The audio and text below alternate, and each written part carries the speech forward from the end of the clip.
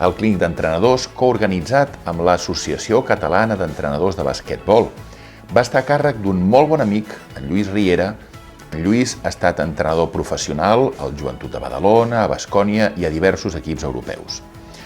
I a la taula rodona, Medicina i Bàsquet, coorganitzada amb la Fundació del Bàsquet Català, hi vàrem tenir un altre vell amic del torneig, Antoni Bové, fisioterapeuta amb prop de 40 anys d'experiència, entre d'altres, al Futbol Club Barcelona i a la selecció espanyola de bàsquet.